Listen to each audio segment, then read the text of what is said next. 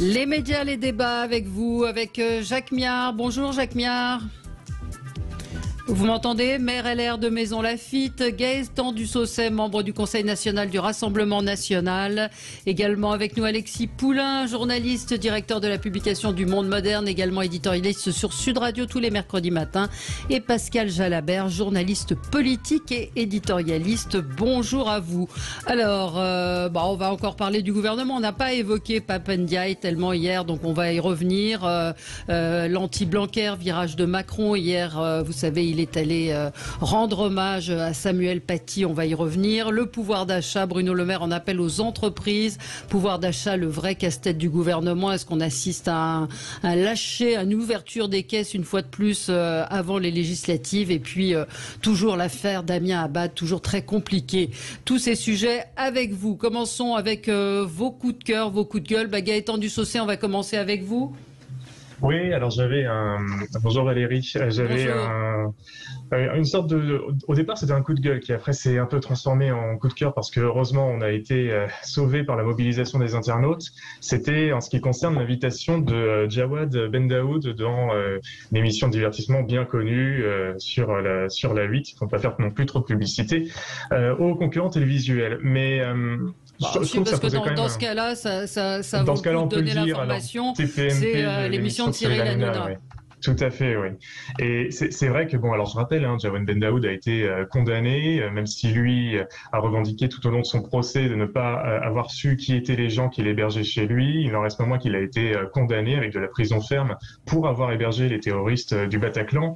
Et c'est vrai que cette recherche à tout prix du spectacle, du buzz, de la société spectacle que l'on a sur certaines chaînes et certaines manières de faire, moi me désole énormément, parce que c'est vrai que dans ces moments-là, on préfère évidemment qu'on ait plutôt une pensée pour les victimes, pour les familles de victimes, qu'on les entende eux, que ce soit eux qui soient devant les caméras, plutôt que des personnes qui ont été condamnées, je le rappelle, c'est pas simplement une enquête ou un soupçon, il a été condamné pour cela.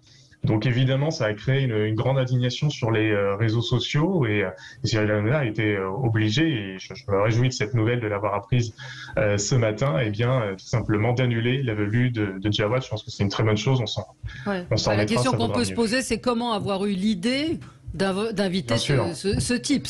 On aurait préféré qu'il n'ait pas l'idée. En fait, Cyril Hanouna a vu la bronca sur les réseaux sociaux et les victimes qui l'ont supplié de ne pas recevoir ce type. Et effectivement, beaucoup allaient dans ce sens-là en disant mais comment ont-ils même pu avoir l'idée de le recevoir? Je ne sais pas ce que vous en pensez, Alexis Poulain.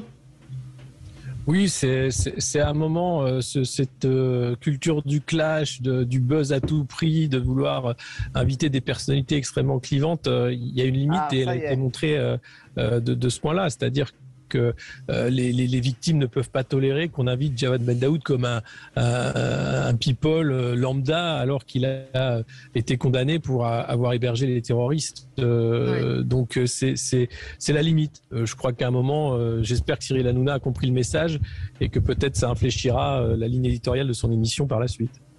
Ouais. Pascal Jalabert, vous étiez au courant de cette affaire? Oui, évidemment, j'ai suivi ça, notamment sur les réseaux sociaux, où Cyril Hanouna, qui est d'ailleurs un grand utilisateur des réseaux et qui s'appuie beaucoup là-dessus, a été brocardé. Il faut quand même se mettre à la place des familles de victimes et des rescapés. C'est quand même du bon sens et du respect. Et là, une ligne a été franchie. Moi, je pense qu'il faudrait aller plus loin et peut-être sanctionner Cyril Hanouna parce que on parle quand même de dizaines de morts et de jugements. Alors même si Jawad Ben Daoud n'était pas directement dans le Bataclan ou aux terrasses, c'est quand même lui qui a hébergé ces terroristes, on peut les appeler comme ça maintenant. Il a été condamné, il a fait de la prison. Il a été condamné, voilà. Et effectivement, un auditeur nous dit j'ai trouvé odieux ces explications foireuses pour se justifier en disant mais je voulais mettre en garde ceux qui pourraient être tentés. Dans ce cas-là, il invite des victimes qui vont raconter leur douleur. On n'invite pas un violeur pour raconter comme c'est mal de violer. Légère, quoi. Non, c'est franchement totalement déplacé. Jacques Miard, un avis? Bon, écoutez, je suis assez d'avis avec ce que vient de dire Pascal. Il y a des moments, il faut savoir raison garder et, je dirais, agir en responsabilité. C'est pas parce qu'on est journaliste, c'est pas parce qu'on est un amuseur public qu'on doit faire tout et n'importe quoi. Oui, non, c'est... Voilà. Jacques Miard, vous, c'est un coup de gueule? Oui, c'est un coup de gueule sur ce qui est en train de se passer en Europe. C'est-à-dire qu'il est évident que les Américains sont en train de faire main basse sur tous les États européens à travers l'OTAN. Alors, je comprends parfois complètement parce que la Finlande, la Suède ont des inquiétudes. Ça fait longtemps qu'ils les ont exprimées. Je me souviens d'un ambassadeur suédois, une ambassadrice qui me disait que régulièrement, il devait dénoncer les violations des sous-marins russes dans les mers territoriales. Il n'en demeure pas moins qu'il faut regarder ce qui se passe. Ce qui se passe, c'est que l'OTAN est la première organisation militaro-diplomatique politique en Europe et qu'en faisant entrer l'ensemble des pays de l'Europe dans l'OTAN, les Américains gèrent leur politique étrangère. Et adieu la défense européenne, ça ne tient pas, c'est terminé. Macron, comme je l'ai dit souvent, il a le cul entre deux chaises. C'est un Européen convaincu, un eurolâtre même, avec sa dépense européenne. Et maintenant, tous nos petits camarades sont pour l'OTAN. Donc c'est la mainmise américaine sur la politique étrangère avec des buts de guerre qui sont les leurs et pas les nôtres. Ouais. Il faut quand même regarder les choses telles qu'elles sont.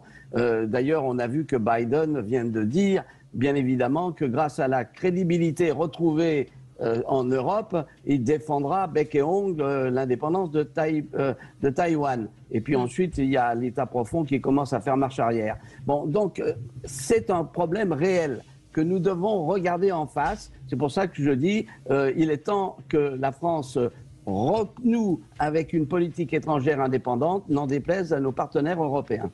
Oui, mais comment faire justement? Enfin, je sais pas. C'est une question. C'est très simple. C'est une question de politique étrangère et c'est une question de volonté politique. Nous ne sommes pas une hyperpuissance. Il n'y en a plus d'hyperpuissance. En réalité, on est dans un monde des puissances relatives. Mais nous pouvons avoir la possibilité de nous exprimer haut et fort. D'ailleurs, je dois reconnaître que sur un certain point, Macron le fait et que notamment dans son discours au Parlement européen, il a redit la nécessité de sortir de l'humiliation et qu'à terme, les Russes sont là, point barre, tout comme les Ukrainiens, bien sûr. Mais c'est la raison pour laquelle la France a la capacité à faire bouger les lignes. On l'a vu notamment au moment de l'Irak. Mais vous avez vu que Joe Biden n'a pas cité la France d'ailleurs dans les pays qui l'ont aidé en Ukraine. Et pour cause. Et pour cause. Vous savez, ils ont joué un drôle de jeu, hein, il faut le savoir. Parce que dans les accusations, Poutine, qui ne justifie pas son agression, ils ont quand même exfiltré aux États-Unis le chef de la Gestapo ukrainienne et ils ont organisé des réseaux anti-soviétiques jusqu'en 1960. Donc il y a un moment, il faut regarder la réalité en face. C'est pas bleu-blanc cette affaire. Hein. Je ne donne surtout pas raison à Poutine parce qu'il a fait une faute et c'est une guerre inutile et d'agression, mais il faut regarder que parfois les manipulations, ça existe. Allez, on marque une pause et on se retrouve dans un instant pour la suite de l'actualité sur Sud Radio. À tout de suite. Débat avec vous, avec Jacques Miard, maire LR de Maison Lafitte, Gaëtan Dussaucet, membre du Conseil national du RN, Rassemblement national, Alexis Poulain, journaliste, directeur de la publication du Monde moderne, éditorialiste sur Sud Radio, c'est tous les mercredis matins, Pascal Jalabert, journaliste politique et éditorialiste. On va revenir sur les nominations qui suscitent la polémique, celle de Damien Abad, celle de Pape Ndiaye. Et puis on va parler du pouvoir d'achat avec Bruno Le Maire qui en appelle aux entreprises. Tous ces sujets avec vous. On continue notre tour de table de ce qui a retenu votre attention aux uns et aux autres dans l'actualité. Alexis Poulain, un coup de gueule. Oui, c'est suite À la rubrique news, hein, avec ce fameux fondateur d'Assu 2000, Jacques Boutier, 75 ans, qui tombe pour trafic de mineurs, corruption, viol, pédocriminalité, et qui avait embarqué un gendarme du GIGN pour enlever la jeune fille qui avait eu le courage à 22 ans d'aller contacter la police pour dénoncer les faits de ce sinistre personnage. Et puis ça pose une question sur la pédocriminalité au sein des élites, puisqu'on a Jérémy Ladret de la Cherrière, le fils de Marc Ladret de la Cherrière, condamné 3 fois pour détention d'images pédopornographiques. Christophe Béchache, qui était le fondateur de Terra Nova, qui est tombé en 2017 en Grande-Bretagne, parce qu'il voulait faire des séances photos avec des fillettes de 8 ans. Et c'est une policière qui s'est fait passer pour la fillette qui a pu l'interpeller. Et puis, on parlait de... alors, c'est pas de la pédocriminalité, mais là, c'est de la criminalité sexuelle. Laurent Bigorgne, qui droguait ses collaboratrices. Il n'a pas été condamné. Il faut...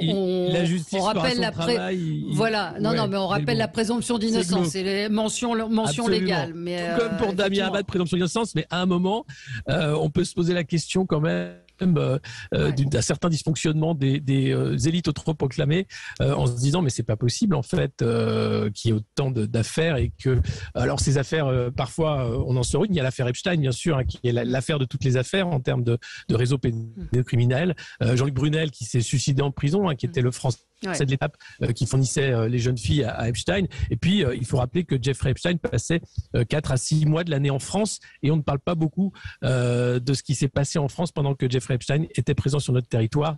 L'enquête bien sûr suit son cours, mais avec les suicides à répétition, ça me paraît difficile de trouver une vérité et de sauver les victimes, ou du moins de les indemniser, même si c'est tard. Mais cette histoire est effectivement de Jacques Boutier, donc PDG d'Assu 2000, particulièrement sordide et ignoble. On parle de viol, de séquestration, de traite d'êtres humains.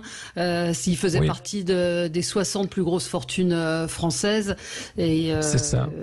Et toujours le même profil, c'est-à-dire de prendre des jeunes filles en faiblesse psychologique qui étaient en foyer, ou dont la parole ne serait pas prise au sérieux par la police. C'est exactement ce que vous avez dit. Alors Stéphane vous dit que vous mélangez un peu tout. Il n'a pas tout à fait tort. Vous faites une sorte de package. J'ai mis un disclaimer.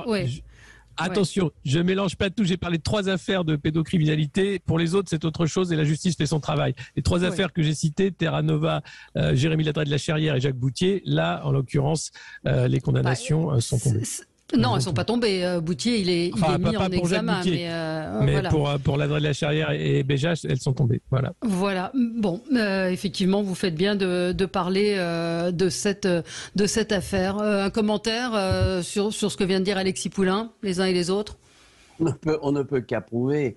Et ce qui est sordide, si j'ai bien compris, c'est que il y a des compromissions également, ou des coopérations entre guillemets, de la famille de cet individu. C'est incroyable. C'est incroyable. Sa femme. Sa femme, la première, qui fait partie des gens qui sont mis en examen. Alors, on continue. Qui n'a pas fait son coup de gueule? C'est... Je ne sais plus. C'est moi, c'est Pascal. Allez-y, Pascal Jalabert, pardon. Pascal, je vous écoute. Écoutez, moi je suis entre rugby et politique. On sait que sur Sud Radio, on aime beaucoup le ballon ovale.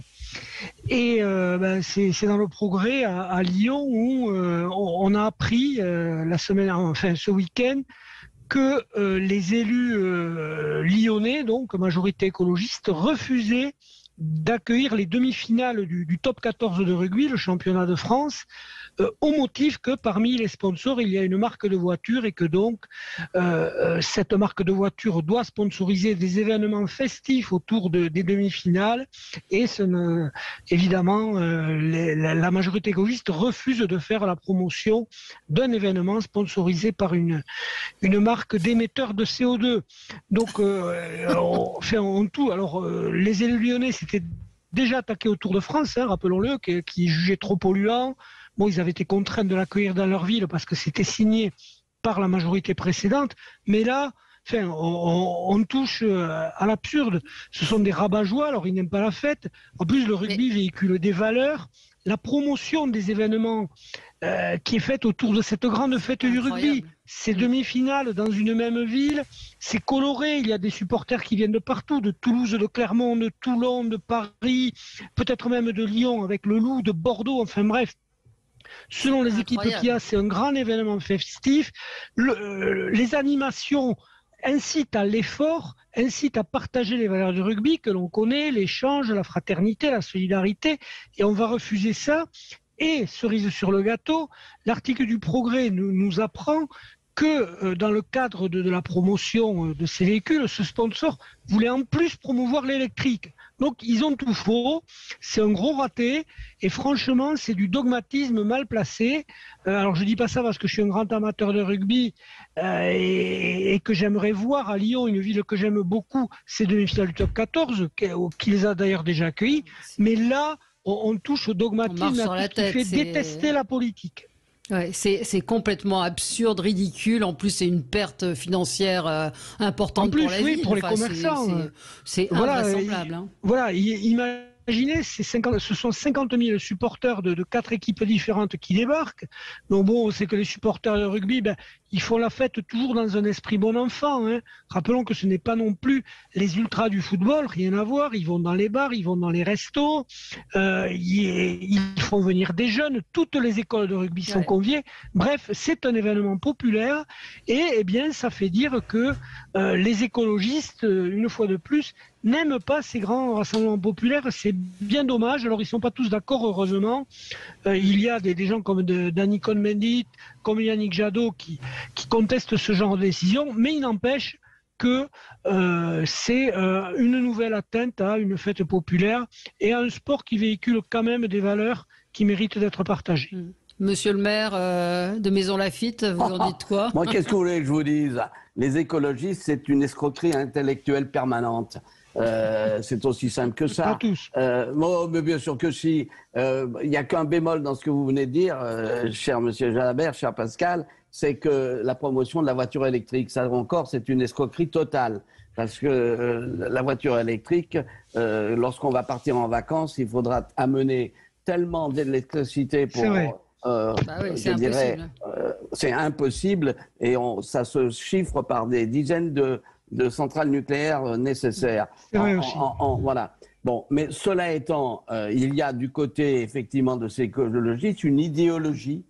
C'est une religion, il faut le savoir, parce que aujourd'hui, il y a un réchauffement climatique, c'est évident. Simplement, les causes, elles restent à être prouvées scientifiquement. Et là, on vient d'apprendre, comme par hasard, qu'une étude britannique dit que la Lune y serait pour quelque chose, comme moi je pense qu'il y a un problème aussi de phénomènes solaires avec les taches solaires. Voilà. Donc il ne faut pas non plus, je dirais, tout mélanger avec cette religion, l'écologie, on va mourir, etc. C'est une catastrophe. Je vais vous citer un cas. Les Américains, il y a quelques années, dans les années 84-85, nous prétendaient qu'il fallait supprimer dans les aérosols la substance qui permet, je dirais, aux aérosols de fonctionner. Oui. Et donc, ce qui s'est passé, on m'avait envoyé, lorsque j'étais à la direction des affaires juridiques, on m'avait envoyé du côté du PNUE aux Nations Unies en disant si ça continue, on va griller comme des sardines parce qu'il y a des trous dans la couche d'ozone. En fait, c'était totalement faux. Parce que les trous dans la couche d'ozone dans les années 90 étaient moins importants qu'au début du siècle. Et surtout, on a appris après que ce qu'était la volonté des Américains, c'était que comme la molécule en question était tombée dans le domaine public, il fallait la remplacer par une autre pour faire du fric.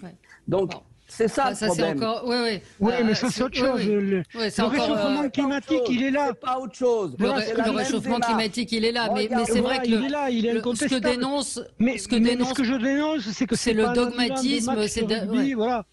C'est pas en annulant des matchs de rugby par dogmatisme qu'on va lutter contre le réchauffement climatique. Mais tout ça, c'est au nom d'une religion qui s'appelle l'écologie. eh ben, il y a un moment, il faut remettre les pendules. Non, je dirais. C'est pas une religion, c'est une conscience d'être écologiste. Mais non, c'est pas une conscience. C'est une conscience. Ça peut être une conscience, mais le tout, c'est de l'appliquer à bon escient. La lutte contre le réchauffement climatique, encore une fois, ça ne se fait pas en annulant une étape du Tour de France ou un match de rugby. On est bien d'accord, mais c'est bien là où l'idéologie... Il y a d'autres actions qui porteraient un peu plus. C'est là où l'idéologie supplante la raison. Oui. Alors, je peux faire mon coup de gueule à moi où la minute on marche sur la tête, où on est hors sol. C'était un papier hier dans Le Monde. Violence à l'hôpital à Digne-les-Bains, des cours de Krav Maga pour les soignants. C'est-à-dire que on préfère apprendre aux soignants à se défendre contre les violences qui sont de plus en plus nombreuses, plutôt que d'embaucher éventuellement du personnel de surveillance ou encore améliorer les conditions d'accueil des soignants ou même les conditions à l'hôpital. C'est-à-dire des cours de Krav Maga. Le Krav Maga, c'est un art martial de self-défense. Enfin, je trouve qu'on est quand même chez les dingues. C'est-à-dire qu'on dit oui, il y a de la violence. Donc plutôt que de se battre contre cette violence, on apprend aux soignants à se défendre. On marche sur la tête. Qui veut réagir? Ça m'avait choqué. Ouais. Ça m'avait Vous l'avez vu ce papier aussi ouais, je l'avais mis dans la revue de presse hier aussi parce que c'est vraiment le symbole de cette société de la violence, c'est-à-dire que plutôt que d'aller à la source, de dire mais c'est pas possible de dire ça, on va dire aux soignants. Alors déjà vous n'êtes pas assez nombreux, mais en plus on va vous apprendre le Krav Maga pour vous défendre plutôt que de vous protéger ou d'empêcher l'accès à des personnes violentes à l'enceinte de l'hôpital. C'est proprement dingue. C'est-à-dire qu'on accepte le fait qu'il y ait de la violence. Oui, voilà. Et en disant maintenant, c'est à vous les soignants de vous défendre. Il n'y a même plus l'idée de défendre le personnel soignant. C'est à eux de tout faire. Alors qu'ils font déjà des gardes de 24 à 48 heures qui sont sous l'eau, mais maintenant on va leur dire en plus maintenant c'est à vous de prendre la violence de la société sur vous encore plus. C'est ultra violent de faire ça. Et après qu'on ne vienne pas pleurer en disant qu'il va y avoir des morts cet été parce que les urgences ferment. On veut dégoûter les gens de ce métier-là. C'est pas possible. Ouais. Alors Gaëtan, j'imagine Gaëtan du Sausec, ça vous interpelle? Oui, c'est très juste. Il n'y a pas grand-chose à ajouter à ce qui a été dit, à l'indignation qui est partagée par tout le monde. Parce que c'est vrai qu'en plus, on sait qu'il y a quand même une crise de vocation sur ce métier des soignants, sur le travail dans les hôpitaux publics, non seulement déjà pour des questions évidemment de matériel, de soutien aussi politique pendant la crise sanitaire. Et de soutien même tout court lorsqu'il y a des problèmes. Après, c'est très symptomatique, c'est-à-dire qu'en réalité, quand l'État est incapable de gérer la sécurité et d'imposer la sécurité, on en revient à quoi? On en revient à faire la sécurité soi-même. Et ça, c'est quelque chose que nous, on ne veut pas. Je parle pour le Rassemblement national et je pense que c'est quelque chose qu'on peut partager avec grand monde. C'est que finalement, à défaut d'avoir un État qui bien supporte ses responsabilités et assure la sécurité de tous, et bien qu'on se retrouve à avoir des gens qui assurent leur propre sécurité, sont obligés de consacrer une partie de leurs moyens pour sécuriser leur habitation, par exemple, par le biais de vidéoprotection ou autre. Et ça veut dire quoi? C'est quoi la prochaine étape? C'est qu'ensuite les gens feront justice par eux-mêmes. Donc quelque chose comme ça n'est absolument pas viable. Si on veut de la sérénité dans la société, il faut qu'évidemment on ait un État fort qui assure la sécurité de partout et non pas qu'il le délègue aux citoyens. Ouais, un petit mot, Pascal Jalabert? Sinon, c'est la jungle. Bah oui, c'est un peu ça. Ça veut dire qu'on va se battre contre des délinquants à l'hôpital ou contre des agresseurs, Pascal? Oui, voilà, franchement, ça dépasse l'entendement. C'est-à-dire qu'aujourd'hui, si on ne peut plus aller exercer son métier de soignant en toute sécurité, il est clair que les vocations, il n'y en a déjà pas beaucoup, ça va encore les décourager. Donc il est urgent d'agir. C'est à l'État de financer un moyen de surveillance et de protection des hôpitaux, de protection des personnels hospitaliers, sous peine de voir disparaître. Après, moi je voudrais voir ce que deviennent les agresseurs de personnel hospitalier. Je pense qu'il faut porter plainte systématiquement et que derrière, il y ait une action en justice. Pourquoi pas, comme pour tout dépositaire de l'ordre public, ne pas créer une circonstance aggravante avec des sanctions pénales adaptées. Oui, vous lirez l'article du Monde qui est quand même assez surréaliste sur la situation que vivent certains soignants, en particulier aux urgences. Allez, on se retrouve dans un petit instant avec vous et on revient sur le cas Abad. À tout de suite. Les débats avec vous sur Sud Radio, on commente l'actualité et hélas, j'ai envie de dire hélas, parlons de Damien Abad parce que c'est tout de même l'actualité. Ancien patron des députés LR, nommé ministre des Solidarités, en dépit d'un signalement pour des faits présumés de viol. 2 femmes dont Mediapart a recueilli les témoignages l'accusent de viol. Ces témoignages, je le rappelle, en tout cas l'un d'entre eux, était paru dans le magazine Closer en 2017. Donc ce sont des faits, en tout cas pour l'un d'entre eux, qui étaient connus. Oui, Gilles nous dit encore le cas Abad. Vous êtes sûr qu'il n'y a rien d'autre à traiter comme sujet? Si, on va parler du pouvoir d'achat. Néanmoins, c'est un fait politique qui empoisonne le gouvernement et qui pose un certain nombre de questions politiques. Je vous propose de réécouter ce que disait Christian Jacob. On l'a entendu dans le zapping, mais ce qu'il dit est tellement sidérant. Écoutez ce que disait Christian Jacob, donc le président des LR. Et ça, la justice le dira, c'est à lui de savoir s'il est innocent ou pas. Moi, je ne suis pas juge. Simplement, les plaintes qui ont été déposées sont lourdes. La pression est là. Maintenant, c'est à lui, en son âme et conscience, de se regarder dans la glace et de savoir ce qu'il a à faire. Il y a eu des rumeurs qui avaient circulé en 2017. Je l'avais à l'époque interrogé. Il m'avait dit que tout cela était faux. D'ailleurs, qu'il n'avait eu aucune convocation. Et depuis, on n'a pas les moyens d'avoir... On a moins de moyens que vous. On n'a même pas de carte de presse pour avoir les informations. Voilà. Alors Jacques Miard, c'est votre famille politique qui s'exprimait. On s'étonne de ce que dit Christian Jacob, qui s'indigne aujourd'hui alors qu'il a quand même été promu patron des députés à l'Assemblée. Il feint de découvrir d'une certaine manière cette histoire. Il y a aussi de la politique dans tout ça. Non, et il faut être clair. Effectivement, je me souviens d'une conversation que nous avions eue entre députés à la buvette de l'Assemblée nationale, où j'apprenais effectivement cette rumeur. Maintenant, la rumeur, il faut se méfier des rumeurs parce que c'est très grave. Donc, lorsque Christian Jacob dit... Un viol aussi, c'est très grave. Hein. Enfin, les deux, c'est... non, mais j'entends bien. C'est la raison pour laquelle il faut savoir garder raison et laisser l'enquête se poursuivre et que la justice tranche. Dans ce que dit, parce que là, effectivement, moi je ne savais même pas que Christian Jacob, qui est un ami et un homme dans lequel j'ai pleine confiance, l'avait interrogé en son temps. Et bien sûr, il avait nié toutes ces accusations. Je crois que maintenant, il faut que l'enquête se poursuive rapidement et que les Français en soient informés également et que les sanctions tombent, 6 sanctions, parce que effectivement c'est grave dans les 2 cas. Hein. Oui, c'est grave dans les 2 cas. Pascal Jalabert, cette affaire qui est dramatique à la fois évidemment pour la victime, mais si on parle politique pour le gouvernement, puisqu'on ne parle que de ça. Alors voilà, il faut distinguer, comme nous disions hier, les 2 aspects. Il y a l'aspect judiciaire et en effet, là ce serait pour le coup pertinent qu'il y ait une instruction rapide parce que c'est quand même un ministre, un personnage public, donc on comprendrait qu'on aille vite vu la gravité des faits présumés et des accusations, voilà. Donc ça, c'est le côté judiciaire et la vérité ne sortira que de la justice. Et là, il n'y a pas de doute ni de contestation possible, savoir si c'est Damien Abad qui ment ou si c'est la plaignante. Donc ça, c'est pour la justice. Et après, il y a le côté politique et la question, c'est de savoir, Damien Abad est-il en mesure d'exercer pleinement et sereinement ses fonctions de ministre dans un domaine très important, puisque on est quand même dans un domaine très important avec une ministre qui était Sophie Cluzel, qui a beaucoup travaillé d'ailleurs sur l'inclusion des handicapés.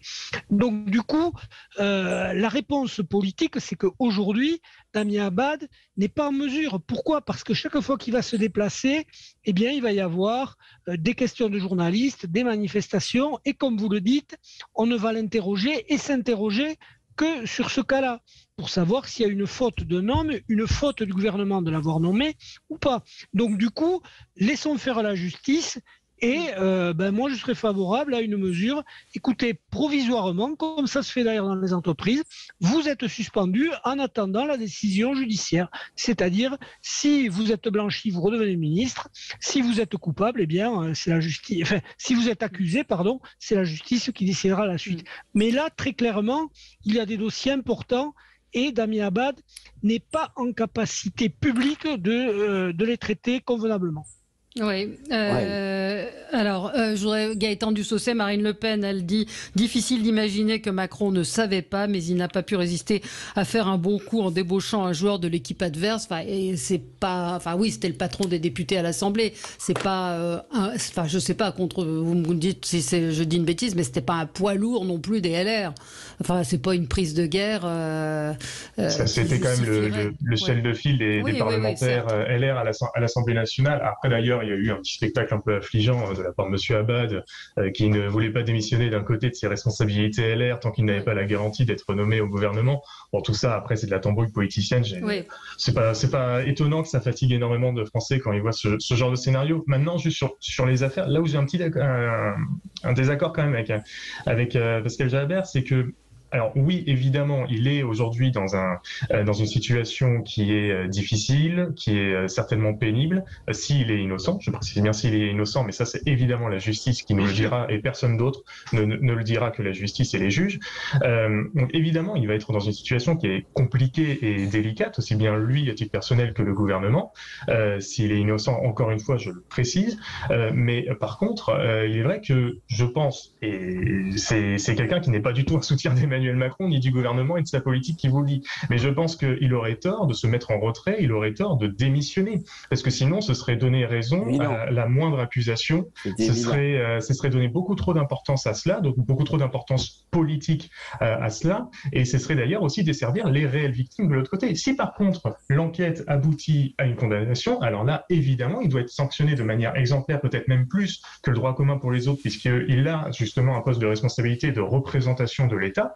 Et il doit démissionner dans la seconde qui suit, ça c'est évident. Mais en attendant, je pense qu'on ne peut pas se permettre de laisser ainsi finalement l'organisation politique et l'action politique décider finalement simplement par la création ou d'enquêtes ou par des plaintes qui sont déposées. Il faut d'abord qu'il y ait la vérité qui soit faite par les juges et par la justice.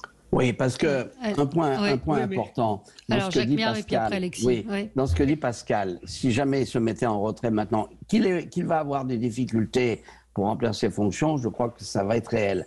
Mais s'il se met en retrait, c'est un aveu et c'est préjugé. Il faut simplement que la justice agisse très vite. Voilà, parce que ça il faut. Mais moi, je me mets du point de vue de l'usager. Je suis l'association lambda qui doit traiter avec ce ministre. Je suis un service d'État qui doit traiter avec ce ministre. Et puis, il y a des dossiers importants, des dossiers lourds de financement, des dossiers d'ouverture de centres pour handicap, etc. Et si chaque fois qu'il se déplace ou qu'il vient traiter un dossier, on l'embête avec ça, c'est l'usager qui va être pénalisé. Donc, encore une fois, j'ai dit... Vous savez, il y en a un autre, il s'appelle Dupond-Moretti. Oui, mais voilà. Non, mais si on suit le raisonnement, ça veut dire qu'il faut attendre la condamnation définitive.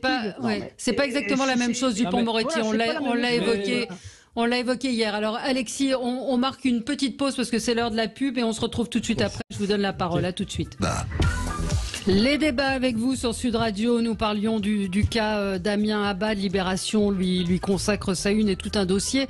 À lire le témoignage de l'une de celles qui l'accuse, qui explique qu'on a fait à l'époque plus d'enquêtes sur elle que sur Damien Abad. Donc peut-être, et elle ne souhaite pas porter plainte elle n'a pas poursuivi dans ses plaintes. Donc on viendra, on verra ce que ça va donner. Alors Alexis Poulain, on ne vous a pas entendu sur cette affaire.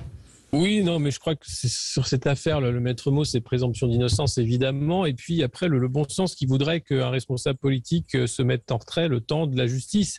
On se rappelle François Bayrou qui avait immédiatement quitté ses fonctions de ministre de la Justice dans l'affaire des assistants parlementaires au Parlement européen du MoDem. Donc pourquoi certains ont un comportement qui n'est pas le même en fonction. Alors effectivement, se mettre en retrait, ça ne veut pas dire démissionner. Ça pourrait être une autre façon de faire parce que aujourd'hui, le message, finalement, ce nouveau gouvernement est caché derrière l'affaire Abad.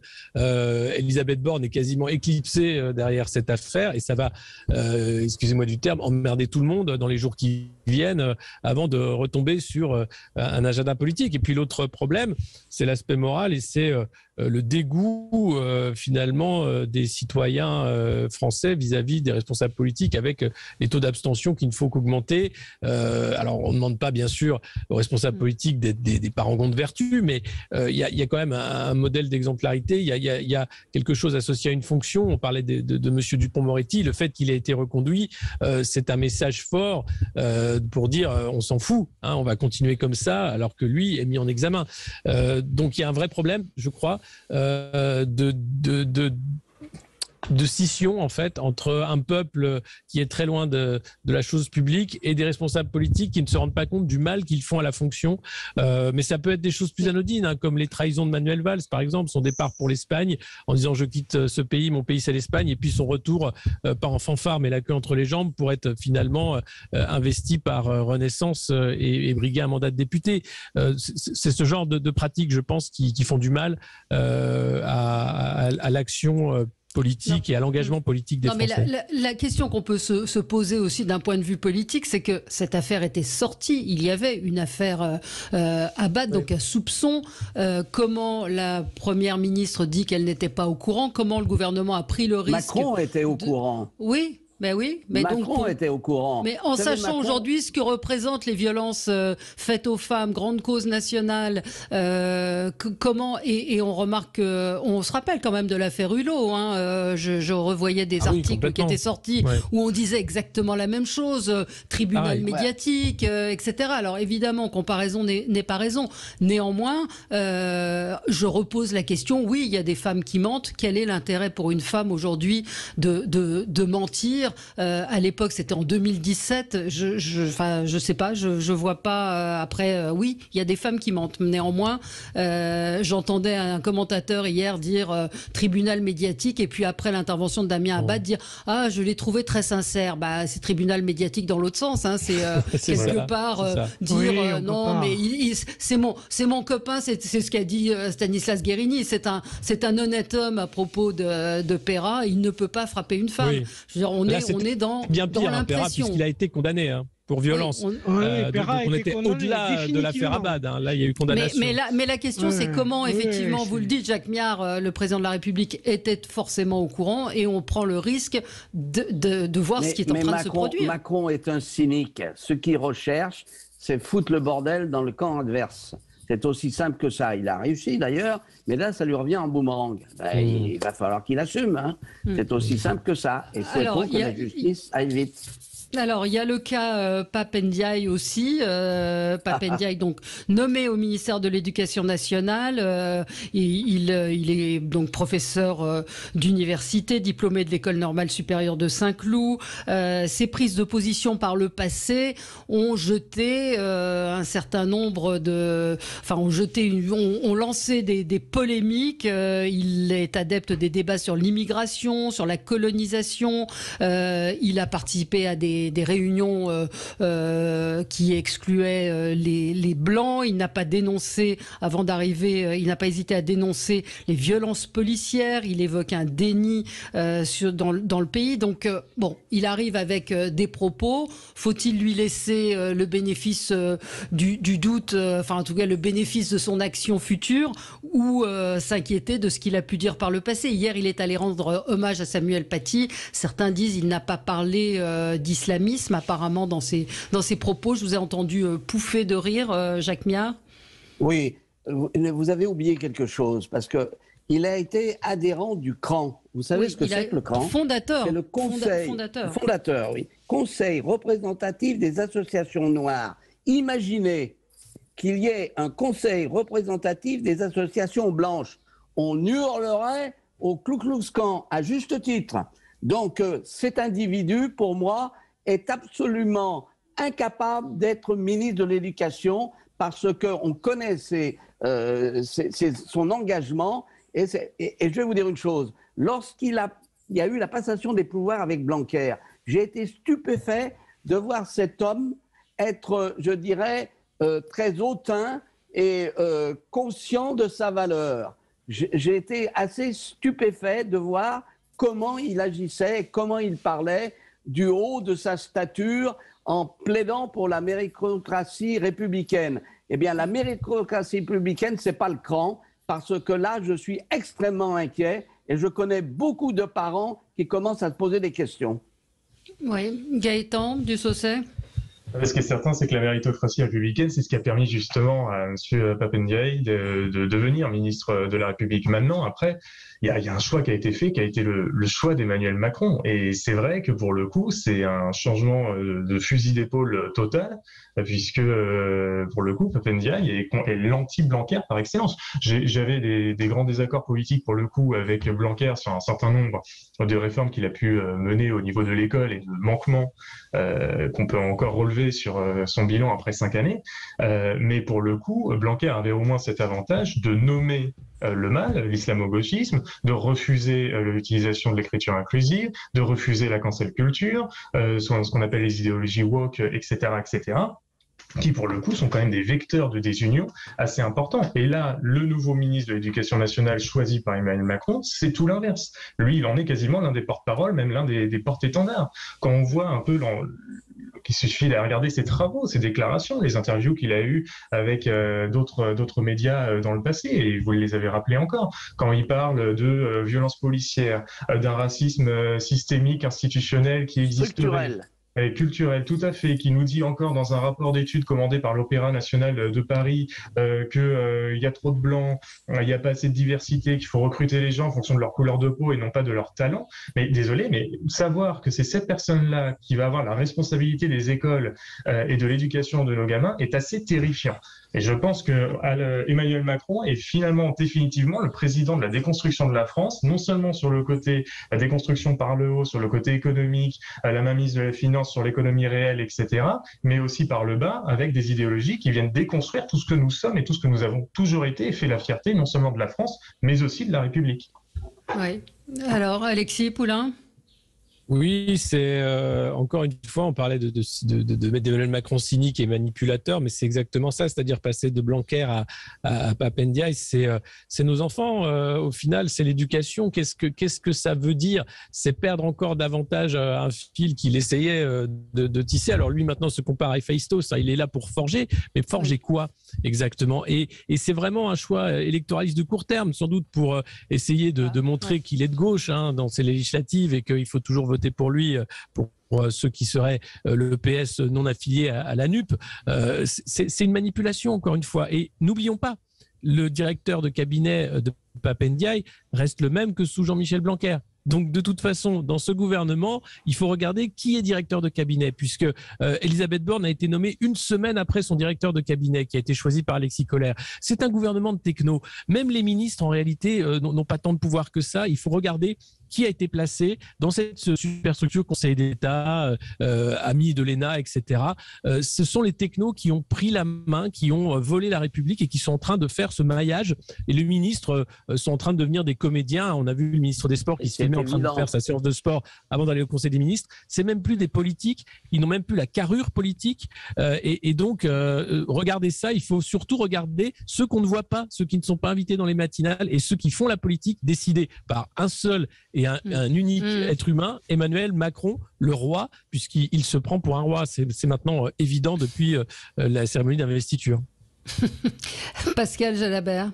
Oui, alors là où je suis d'accord avec Alexis, ça me rappelle la phrase de Mitterrand. Vous savez, après moi, il n'y aura plus que des comptables et des techniciens. Ça, c'est clair que c'est ce qui est en train de se passer. Après, moi, je serais quand même moins sévère avec M. Ndiaye. On ne peut pas lui enlever que c'est quand même un produit de la méritocratie républicaine. Ça, de ce côté-là, il a réussi l'agrégation, il a réussi le NS, donc il a un CV. Maintenant, on va le juger sur pièce. Moi, les références au passé, je suis partagé. Je vais vous citer 2 exemples, un à droite et à gauche. Lionel Jospin a milité, on le sait, dans les mouvements trotskistes, lambertistes dans sa jeunesse. Ça n'a pas empêché d'être un Premier ministre social-démocrate qui a fait des réformes. Dans sa jeunesse, beaucoup. Dans sa jeunesse, là on parle il était directeur du musée de l'immigration. Et pardon de faire ce parallèle, mais on a reproché à Éric Zemmour ce qu'il avait écrit lors de sa campagne. Et là, on n'a pas dit qu'il fallait séparer l'homme de ses écrits. Là, effectivement, c'est le discours des médias. Non, parce qu'il a poursuivi ses écrits pendant la campagne. Là, on ne l'a pas encore vu à l'action en tant que ministre. Il est clair que si d'entrée, il applique une politique sur la laïcité qui n'est pas celle qu'appliquait son prédécesseur ou qui a été appliquée jusqu'à maintenant en France avec une laïcité assez stricte à l'école. S'il fait entrer le wokisme dans les programmes, là on pourra dire, mais pour le moment il n'a pas encore agi. Donc laissons-lui le bénéfice, oui je suis ministre, il a quand même je me confronte au réel, je change. Pascal, il a une lourde pathologie qu'il continue d'enseigner. Il faut écouter sur ce point précis Ferry, qui connaît très bien son œuvre et qui dit très clairement qu'il est dans une lignée qui est l'anti-républicanisme français. C'est aussi simple que ça. Donc il ne va pas se transformer tout d'un coup. Oui, puis vous savez, à l'épreuve du réel, on change beaucoup. À l'épreuve du réel, en politique, on peut beaucoup changer. Oui, lui, j'en doute fort. Vous le savez. Parce que c'est ce qu'il a véritablement, ce qu'il a professé, etc. Qu'il soit intelligent, c'est évident. Qu'il soit capable, qu'il soit le résultat de la méritocratie, d'accord. Eh bien, s'il est le résultat de la méritocratie, il doit renier ce qu'il a écrit auparavant. Surtout qu'en fait, on est vraiment dans le domaine du symbole et du signal qui est envoyé. C'est-à-dire qu'Emmanuel Macron, quand il le met, il y a une opération politique tactique. Ça, c'est évident. Bien sûr. Il y a une opération politique tactique qui est évidente. Exactement. Alors, Gaëtan, laissez finir Gaëtan, Pascal, oui. Pardon. On est entièrement d'accord sur le côté, la visée électoraliste de la nomination de Pape Ndiaye. C'est une sorte de renvoi d'ascenseur d'ailleurs à Jean-Luc Mélenchon pour essayer de se garder un électorat un peu de gauche et d'éviter que tout le monde parte sur la nouvelle Union populaire, écologique et sociale, la NUPES. Mais il n'en reste pas moins que les propos de Ndiaye, pour le coup, contrairement à ceux de Jack Lang et d'autres ministres socialistes, en effet, qui ont fini dans la social-démocratie, l'ultralibéralisme, alors qu'ils avaient commencé dans la révolution trotskiste, il n'en reste pas moins que là, les propos d'Ndiaye, c'est des propos qui datent de l'année dernière, sur la non-reconnaissance de l'islamo-gauchisme, sur une interview où il chante les louanges des Traoré, sur les accusations de violences policières. En juin 2020, il faisait même la comparaison entre l'action de la police française dans les banlieues françaises avec ce que faisait la police lorsqu'il menait des rafles contre les juifs sous le régime de Vichy. Donc là, on est quand même sur des propos qui sont très graves. Et le signal qui est envoyé de se dire finalement, alors que l'école devrait être ce creuset républicain, ce vecteur de creuset républicain, où tout le monde est sous la même enseigne, où il n'y a pas de différence ni sociale, ni religieuse, ni culturelle, ni ethnique, eh bien, envoyer le signal qu'on a quelqu'un qui justement est complètement à l'inverse, fait des sections en fonction des origines des gens, les considère différemment en fonction de ce qu'ils sont et non pas de ce qu'ils font, moi, me pose un sérieux problème. C'est plus qu'un problème. On verra l'épreuve des faits. On verra l'épreuve des faits, effectivement. On verra l'épreuve des faits. À tout de suite, petite pause de pub et on se retrouve pour parler du pouvoir d'achat. À tout de suite. Les débats avec vous sur Sud Radio jusqu'à midi. Pouvoir d'achat et Bruno Le Maire en appelle aux entreprises. Hier, il a appelé les entreprises qui le peuvent à augmenter les salaires lors d'une réunion à Bercy avec les organisations patronales. Il a déclaré « Il faut que nos compatriotes se disent ça me rapporte de travailler et pas ça me coûte cher à cause du prix de l'essence. Le retour de l'inflation est une source de préoccupation et d'inquiétude. La réponse à l'inflation doit être équitablement partagée. Cela ne peut reposer uniquement que sur l'État. Alexis Poulain, on voit que la réforme des retraites juste avant les élections législatives est mise légèrement en pause et que là on est en train de parler du premier sujet de préoccupation des Français qui est le pouvoir d'achat. Évidemment. D'ailleurs, c'est Macron qui se met le plus loin possible de cette réforme des retraites qui envoie Olivier Dussopt au front. Mais sur le pouvoir d'achat, on a eu des déclarations formidables. Bruno Le Maire qui nous promettait le 30 Glorieuses, qui nous explique que ça va être délicat et qui demande aux entreprises d'augmenter, si c'est possible, les salaires.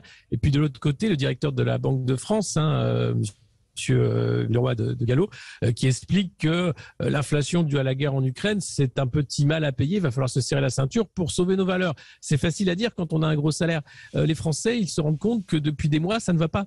L'inflation ne fait qu'augmenter, l'économie ne va pas très bien, et c'est pas le fait du gouvernement d'Emmanuel Macron, c'est global. Et les réponses sont très loin du compte. Le chèque énergie, les 15 centimes à la pompe qui sont effacés par l'augmentation à nouveau du prix de l'essence.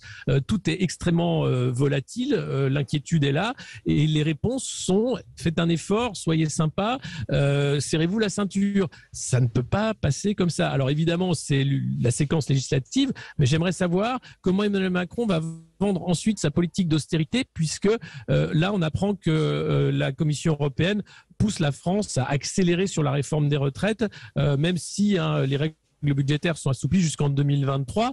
La promesse d'Emmanuel Macron, c'est de revenir à l'équilibre en 2027. Et pour ce faire, il faudra une politique d'austérité telle que la France n'en a jamais connue. Et j'attends de voir comment Emmanuel Macron va expliquer ça avec ses ministres comédiens. Oui, Pascal Jalabert, sur cette séquence. Oui, alors... la difficulté, c'est que Bruno Le Maire demande aux entreprises d'augmenter leurs salariés, mais les entreprises, elles voient leur charge fixe augmenter. C'est-à-dire les entreprises, elles ont besoin de matières premières pour travailler, elles ont des frais de transport, elles ont des tickets restaurants qu'il faut augmenter parce que s'alimenter devient plus cher. Donc aujourd'hui, très clairement, leurs marges se réduisent et leur possibilité d'augmenter les salariés avec. Donc du coup, autant c'était faisable il y a 2 ans quand il y a eu la première prime Macron où beaucoup d'entreprises étaient dans le vert, aujourd'hui, elles n'ont plus cette souplesse-là.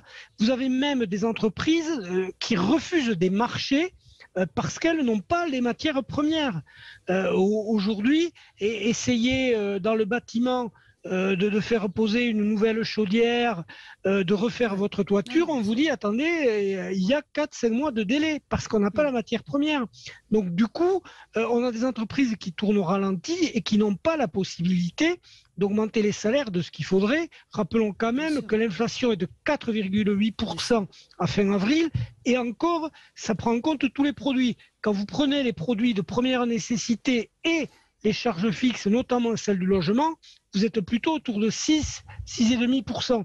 Donc du coup, aujourd'hui, très peu d'entreprises, alors on va nous parler de Total et de quelques sociétés liées aux hydrocarbures ou aux énergies, oui, mais enfin, elles comptent très peu de salariés par rapport à tout ce qu'ont les Français. Alors, les usines automobiles tournent au ralenti faute de matières premières. Donc elles ne vont pas augmenter les salariés maintenant.